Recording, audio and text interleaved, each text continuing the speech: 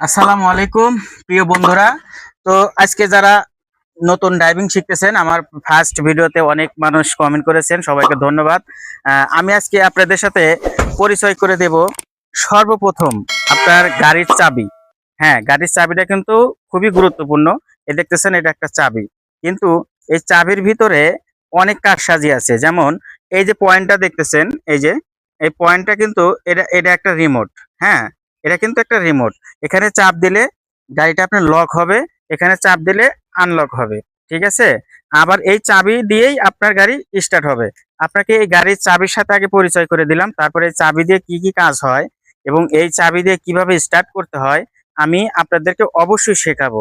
আর এখানে যদি কোনো ওস্তাদ ব্যক্তি থেকে থাকেন, যারা সিনিয়র ড্রাইভার, ভুল হলে ক্ষমা করবেন। আর আপনাদের জন্য এই ভিডিওটা না, আমি শুধু ভিডিওটা বানাচ্ছি যারা নতুন, মাত্র নতুন গাড়ি চালান শিখবে। আমি তাদের জন্য, তাদের উপকারের জন্য ভিডিওগুলো বানাচ্ছি। যদি একটু উপকারে আসে আপনাদের, ভিডিওটি শেয়ার করে দিবেন এবং আমাকে ফলো করে খোকন ড্রাইভারের পাশে থাকবেন। অবশ্যই একটা যোগ্য ড্রাইভার হতে পারবেন। আপনি যে কোনো গাড়ির ড্রাইভিং শিখতে চাবেন, আমি আপনাকে প্রাথমিক ধারণা দেব এবং প্রাথমিক ধারণা যদি আপনার ভিতরে থাকে, আপনি প্র্যাকটিক্যালে গেলে খুব দ্রুত ড্রাইভিং শিখতে পারবেন।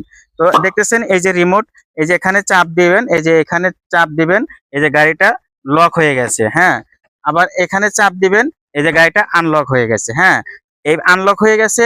এখন আপনি কি করবেন?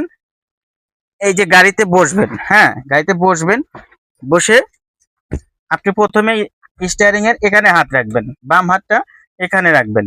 তারপরে কি করবেন? এই যে পাটা, এই পাটা এই যে ব্রেকে রাখবেন। ব্রেক ক্লাস, এটা অটো গিয়ার, ব্রেক ক্লাস একই জায়গায়, এই যে এই জায়গায় রাখবেন। একদম ফুল চাপ দিয়ে রাখবেন। হ্যাঁ, ফুল চাপ দিয়ে রাখে তারপরে চাবিটা ঢোকাবেন। চাবিটা প্রথমে ঢোকানোর পরে আপনি এদিকে দেখবেন একটা একটা চাপ দিবেন, একটা চাপ দিবেন, দেখবেন ড্যাশবোর্ডে লাইন আসছে। হ্যাঁ, এই দেখেন, এই যে ড্যাশবোর্ডে অনেকগুলো লাইন আসছে। হ্যাঁ, এই লাইনগুলা আসছে, তাহলে বুঝবেন যে আপনার গাড়িটা অন হয়েছে। হ্যাঁ, তারপরে আপনি কি করবেন? আর একটা এইদিকে চাপ দিবেন। বাস, গাড়িটা কিন্তু এখন স্টার্ট হয়ে গেছে। হ্যাঁ, এখন স্টার্ট হয়েছে। এখন আপনি কি করবেন?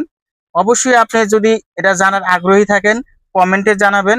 আমি আপনাকে নেক্সট পার্টে বিস্তারিত সবকিছু বলবো। তো আজকের মতো ভিডিওটি অনেক বড় হয়ে যাচ্ছে, সেজন্য আজকেই শেষ করলাম। নেক্সট পার্টে আপনাদেরকে কিভাবে গিয়ার দিতে হয়, কিভাবে সামনে আগাতে হয়, আমি প্রত্যেকটা পয়েন্টের সাথে আপনাদেরকে পরিচয় করে দেব। তো ভালো থাকবেন, সুস্থ থাকবেন, আগামী ভিডিওর জন্য অপেক্ষা করবেন। আসসালামু আলাইকুম।